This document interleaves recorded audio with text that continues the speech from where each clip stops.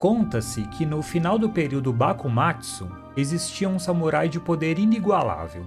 Sua habilidade com a espada era tamanha que ele foi considerado um dos responsáveis por abrir as portas do Japão à Era Meiji. Esse samurai tornou-se uma lenda e ficou conhecido como Battosai, o retalhador. No entanto, com o fim dessa era turbulenta, Battosai desapareceu misteriosamente. Nossa história se inicia em Tóquio, no 11º ano da Era Meiji, o que equivale ao ano de 1878. A jovem Kaoru Kamiya é a herdeira do estilo de Kendo Kamiya Kashin. Esse estilo se caracteriza por seguir a filosofia Katsujin-ken, a espada que traz a vida, e, portanto, rejeita a filosofia Satsujin-ken, a espada que traz a morte. Segundo Kaoru, a espada deve ser utilizada para proteger as pessoas, e não para machucá-las. Como consequência, no estilo Kamiya Kashin, é proibido matar o oponente. No entanto, Battosai, o retalhador, utilizando-se do estilo Kamiya Kashin, anda cometendo vários assassinatos em Tóquio, o que prejudica bastante a reputação do dojo de Kaoru. Primeiro, porque o nome de Battosai é legendário e causa grande temor nas pessoas. Assim, por medo, ninguém mais quer ter ligação com Kamiya Kashin, e todos os alunos da Kaoru acabaram por abandonar os estudos no seu dojo. Segundo, matar uma pessoa é contra os princípios do Kamiya Kashin, e Kaoru acredita que usar o nome do estilo para tirar a vida de alguém corrompe o legado do seu pai. Enquanto patrulhava a cidade à procura do Battosai, Kaoru encontra um misterioso andarilho portando uma espada. Importante ressaltar que nessa época era proibido aos cidadãos comuns portarem espadas. Inicialmente, ela suspeita que esse homem possa ser o Battosai, mas vendo que ele era magro, baixinho e desajeitado, ela logo desiste da ideia. Além disso, a espada que o andarilho carrega é uma Sakabatou, uma katana de lâmina invertida, que em tese é incapaz de matar uma pessoa. Kaoru ouve gritos próximos ao local e sai em disparada, para encontrar o Battosai, um homem corpulento e muito forte, lutando com policiais. Kaoru parte para cima do Battosai, mas não é forte o bastante para vencê-lo, e acaba ferida com um corte no braço. Quem a salva de um golpe mortal é o andarilho que ela conheceu minutos atrás. Battosai foge e o andarilho leva Kaoru até o seu dojo para tratar de seu ferimento. Quem cuida da garota é um senhorzinho chamado Kihei, um coroa que apareceu desmaiado na frente do dojo e foi acolhido por Kaoru, e acabou se tornando um serviçal. Enquanto conversam, Kaoru diz que num dojo na cidade vizinha, chamado Kihei-kan, há um samurai com 1,95 de altura. Por esse dojo operar atividades obscuras e reunir pessoas de índole duvidosa, ela suspeita que esse grandalhão seja o responsável por manchar a reputação do Kamiya Kashin. O andarilho desconversa e se despede, dizendo que vai deixar a cidade. Mas, na verdade, ele vai até o dojo Kihei-kan. Lá, ele procura por Battosai, mas não o encontra. Os alunos do Kihei-kan atacam o andarilho, mas são todos derrotados num piscar de olhos. Enquanto isso, no dojo Kamiya, Kihei aparece com os documentos de venda da propriedade de Kaoru e ordena que ela os assine. Mediante a negativa de Kaoru, a porta do dojo se abre e surge o homem que ela viu na noite passada. Kihei revela que o grandão não é o Battosai verdadeiro, mas sim o seu irmão, chamado Hiruma Gorei. Os dois irmãos são uns baita de um trambiqueiro e têm o objetivo de comprar a propriedade de Kaoru para revendê-la, pois acreditam que no futuro o terreno vai se valorizar devido à abertura socioeconômica do Japão. Eles não são bandidos, os caras são investidores do ramo imobiliário, estão à frente do seu tempo. O Kihei estava se passando por um velhinho gentil para ganhar a confiança da Kaoru e assim persuadi-la a vender o terreno. Enquanto isso, o Gorei, utilizando-se do nome do Battosai e do estilo Kamiya Kashin, cometia assassinatos para acabar com a reputação do dojo. A intenção era fazer a Kaoru se sentir desmotivada com a decadência do dojo e assim vender a propriedade de forma pacífica. Mas como ela tem uma forte determinação de levar o estilo do seu pai adiante, o único jeito foi fazer ela vender a propriedade à força mesmo. Gorrê ataca Kaoru e a derrota. Quem aparece para salvar a garota, novamente, é o Andarilho. Ele diz que o estilo do Battosai não é o Kamiya Kashin, mas sim o Hiten Mitsurugi Ryu. E apesar de não ter ligação com o nome Battosai, também não quer que o Gorrê o utilize. Mostrando uma força e velocidade incríveis, ele derrota todos os capangas do Kihei-kan, afunda a cabeça do Gorrê no chão, e quanto ao Kihei, o velhinho, o bicho é tão cagão que só de olhar para o Andarilho ele se mija todo e desmaia. O Andarilho diz para Kaoru que não deseja esconder a verdade dela, mas em certos casos é melhor que a verdade permaneça desconhecida. Emocionada, Kaoru diz que precisa da sua ajuda para tomar conta do dojo e pede que não o retalhador, mas o Andarilho fique com ela. Inicialmente, o Andarilho reluta, mas decide ficar, já que está cansado de vagar sem rumo, e revela o seu verdadeiro nome, Himura Kenshin. Eu já disse que o seu passado não importa nem um pouco. Mas depois do incidente do falso Battosai, se o verdadeiro Battosai permanecer aqui, todo o esforço vai ser...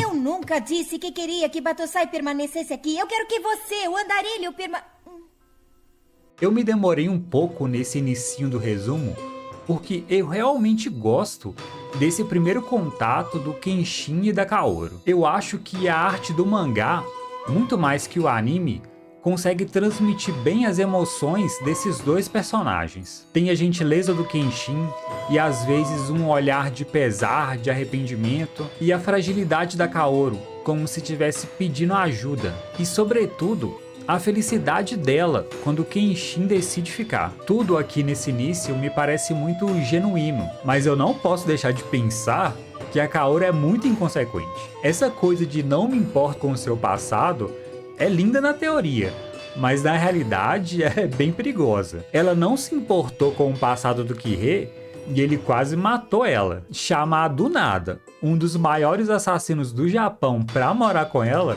é meio complicado. Mas relevando isso, se é que dá pra relevar, é um ótimo início de uma história de amor. Eu gosto de moreno tatuado, cara de bandido. Fala galera, sejam bem-vindos ao canal.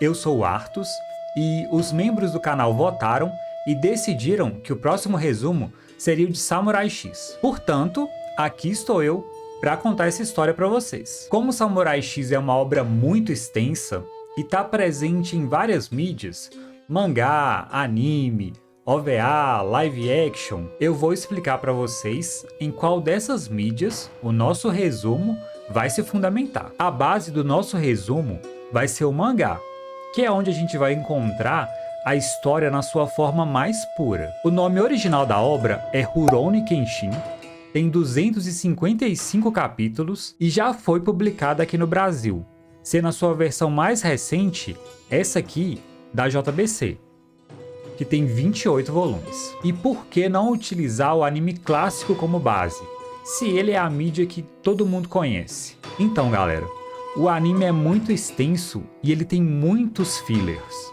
Se você procurar aí, você vai achar algumas fontes dizendo que 30 a 40% do anime clássico é só de filler. Então eu ia gastar muito tempo falando de fatos que não são canônicos e que não interferem no desenvolvimento da obra. Além disso, o anime clássico não cobre a obra inteira, ele só vai até a saga de Kyoto. Porém, eu vou colocar cenas do anime clássico aí no fundo quando eu estiver narrando, e também vou usar algumas cenas dubladas do anime para ressaltar alguma parte da história. Eu sei que muita gente não consome o mangá e só conhece a obra pelo anime, então fique tranquilo, a sua nostalgia vai estar garantida por aqui. Tô lembrando aqui, moleque, quando eu era criança.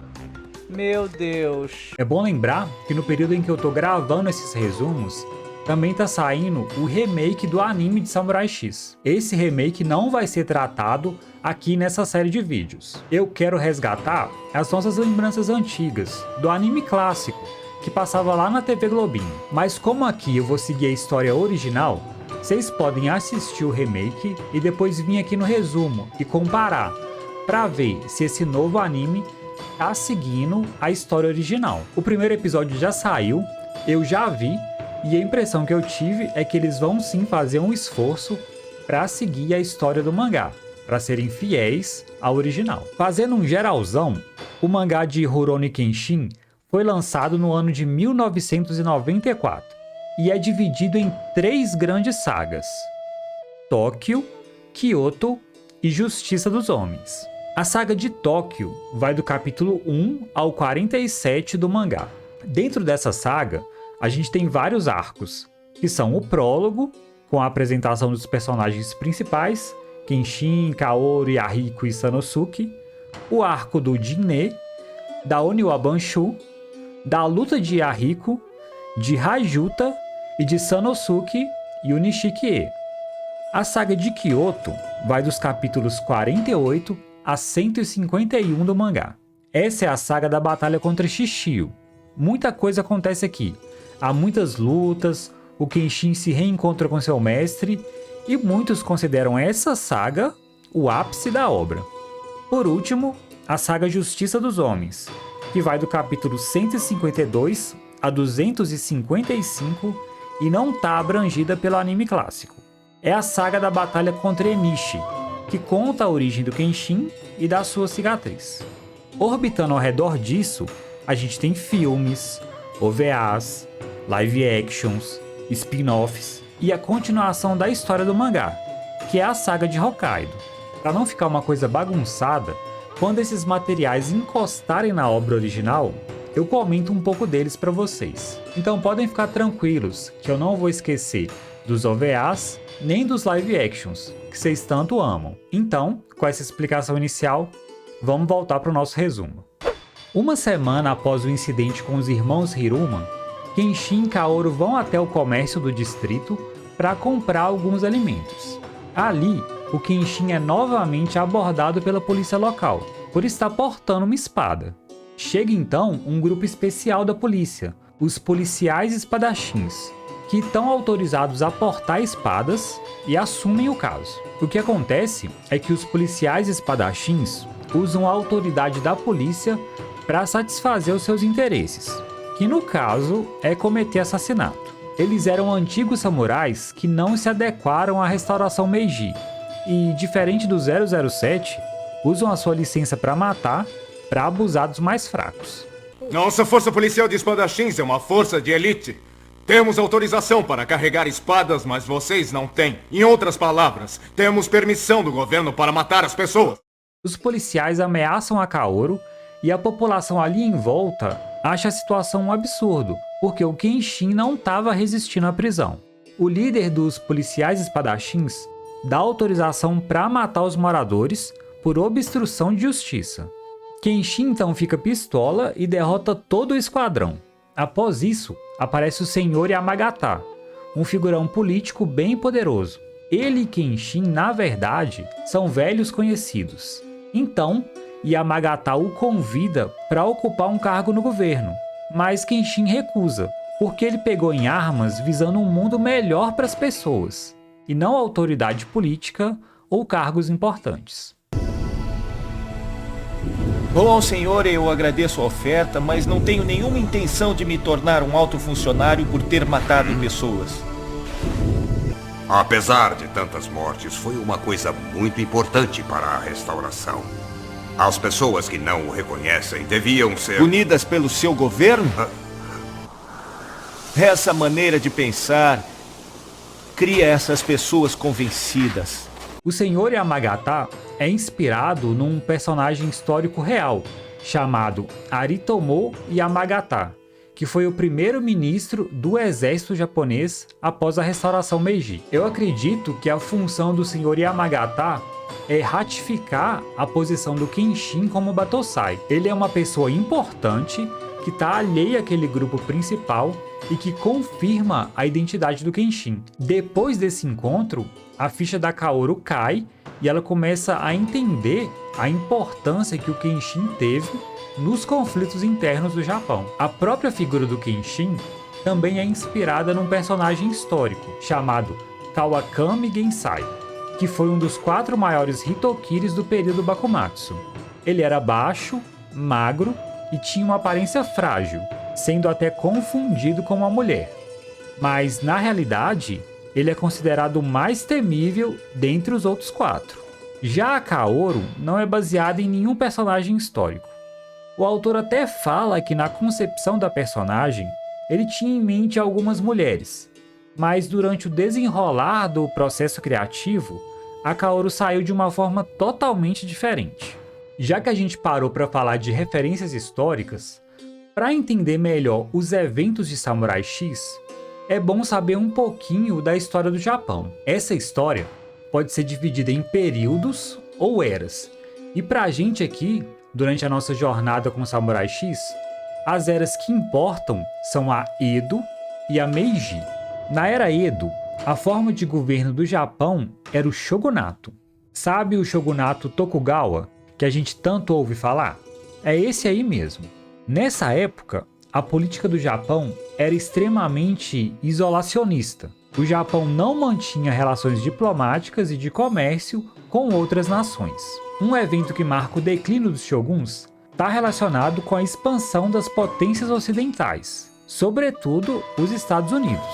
A frota do Comodoro Matthew Perry chegou no Japão e, no que chamam de diplomacia das canhoneiras, exigiu que o shogun permitisse o comércio do Japão com os Estados Unidos. Como nessa época o Japão era um país atrasado e não tinha como resistir ao poderio militar dos Estados Unidos, a requisição foi atendida e as mercadorias e os gringos começaram a circular pelo Japão.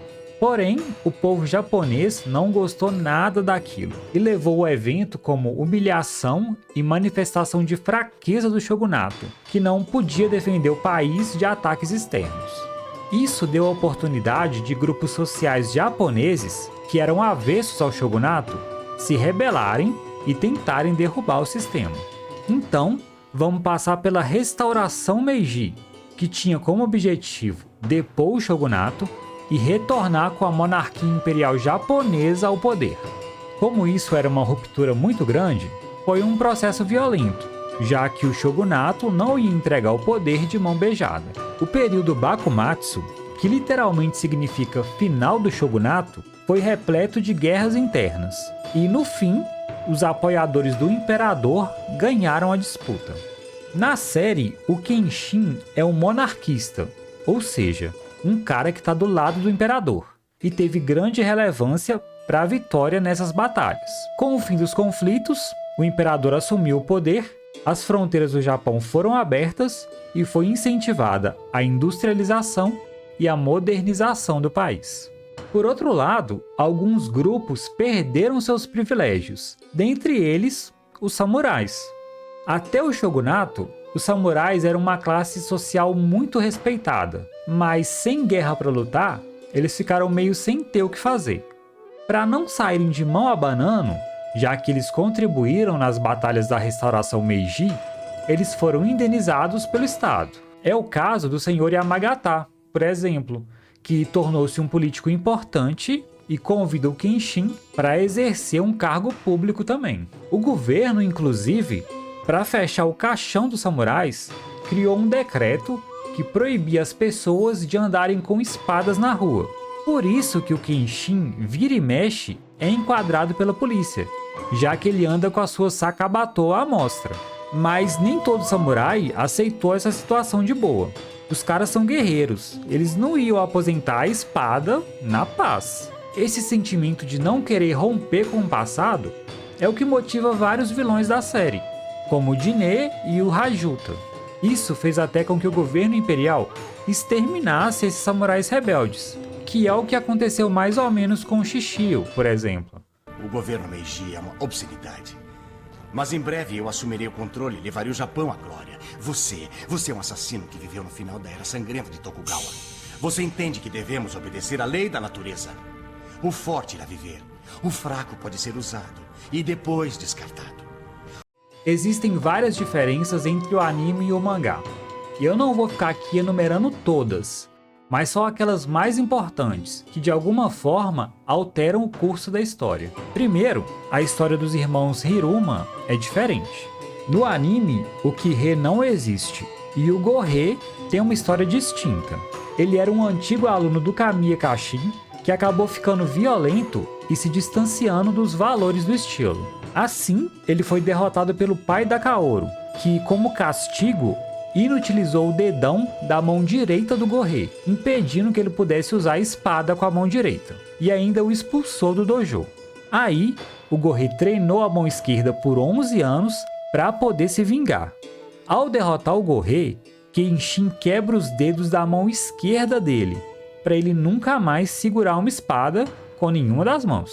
A história de pegar o terreno da Kaoru também não existe no anime clássico. As menininhas netas do Dr. Gensai não existem no mangá. E o próprio médico não aparece no primeiro capítulo, só depois. No episódio do Senhor Yamagata, o Yahiko já aparece. Isso porque o anime adiantou o surgimento dele. No mangá, o capítulo 2 é o do Senhor Yamagata e o 3 é o do Yahiko, mas o anime fez o contrário. Fora isso, nada que seja muito diferente, exceto esse policial espadachim aqui com o dente pra fora, tipo da Mônica. Puta personagem feioso. Ele só existe na versão animada.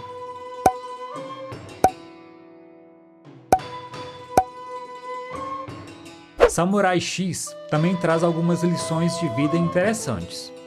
O autor já disse que ele consumia muitos mangás shoujo e seinen, e o objetivo dele em Samurai X não era privilegiar as batalhas, mas sim a relação entre os personagens. Tanto que nos primeiros capítulos do mangá, o público japonês falava que Rurouni Kenshin era um shoujo, um mangá direcionado para meninas, seja por aspectos da história, seja pela própria arte do mangá. O autor fala que só conseguiu implementar as mudanças e deixar o mangá de Samurai X com cara de shonen na saga de Kyoto. Existem duas falas do Kenshin que me chamam a atenção. A primeira é quando a Kaoru, mesmo sabendo que não é forte o suficiente para derrotar o Batosai falso, quer se colocar em perigo para proteger a honra do estilo Kamiya Kashin. Então o Kenshin diz que o pai dela certamente acharia que a vida da filha é mais importante que o prestígio do estilo. Isso mostra que o Kenshin valoriza a vida e a coloca acima da tão falada honra samurai. O seu pai não iria querer que defendesse o dojo se fosse para perder a vida. O desejo do seu finado pai devia ser a sua felicidade.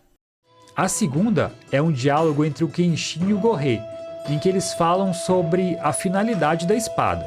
E o Kenshin diz que não tem como fazer bordado. A espada é um instrumento de morte, mas mesmo sabendo dessa verdade, ele prefere acreditar na inocência da filosofia da Kaoru. Ele inclusive diz que a Kaoru pensa assim porque ela nunca matou alguém. Uma espada é uma arma. Kendo é uma técnica de assassinato. Esta é a verdade, não se pode negar. A senhorita Kaoru disse isso porque é uma pessoa que nunca matou ninguém, mas eu prefiro o gesto dela que a verdade. Isso para mim revela o conflito interno de Kenshin que permeia toda a história. Ele é um cara especialista em matar. Ele carrega uma espada, um instrumento cuja finalidade também é matar. E mesmo com só essa ferramenta, pela espada, ele tem que achar um jeito de se redimir de todas as mortes que ele causou enquanto era o Batosai. Aqui, a Sakabatou ocupa um lugar importante, sendo para mim uma metáfora do próprio Kenshin. Sakabatou é uma espada de lâmina invertida, que não mata e que simboliza a renúncia do Kenshin aos assassinatos e a sua vida pregressa. E uma curiosidade, a Sakabatou não existe de verdade, tá galera? Ela é uma arma que o autor inventou para essa obra. Para finalizar, eu achei interessante como que o autor apresentou algumas cenas de corrupção durante a obra. No capítulo 1, tem uma cena em que o Kihei suborna os policiais para eles liberarem o Kenshin. E no capítulo 2, temos os policiais espadachins, que usam as prerrogativas do Estado, da polícia, para saciar sua vontade de matar. Ou seja, abusam de poder. Nesse primeiro vídeo, nós abordamos os capítulos 1 e 2 do mangá e 1 e 3 do anime clássico. Como sempre, eu busco ir além do resumo da história, apresentar referências, curiosidades e a minha opinião sobre a obra. Por isso, os vídeos ficam mais extensos. Então, não crie expectativas tortas em relação aos vídeos. Quem me segue e me conhece já sabe. A gente não faz aqui vídeo de história completa de Samurai X em 20 minutos. Nada contra quem faz esse tipo de vídeo, mas o meu objetivo aqui é me aprofundar um pouco mais na história, contar ela com uma riqueza maior de detalhes e sempre colocar as curiosidades, as referências e a minha opinião. Eu quero que você reviva suas memórias de infância, por isso que a gente demora um pouquinho mais. Eu queria aqui mandar um abraço para o Ramiro Silva, que foi um dos primeiros inscritos do canal e que lá no inicinho já tinha me pedido para fazer um resumo de Samurai X e ficou muito feliz quando soube que esse anime ganhou a nossa votação. Então, salve para você, Ramiro, e muito obrigado a ele e a todas as pessoas que confiam no meu trabalho. Pessoal, não se esqueçam, por favor, de curtir o vídeo, se inscrever se não for inscrito e ativar o sininho, que é para não perder nenhuma notificação. Um abraço para vocês, fiquem com Deus e muito obrigado por terem assistido o vídeo até aqui. E a gente se vê na próxima, para contar a história de Sanosuke, Yahiko e quem sabe, se der tempo, do Jinei. Então é isso, tchau!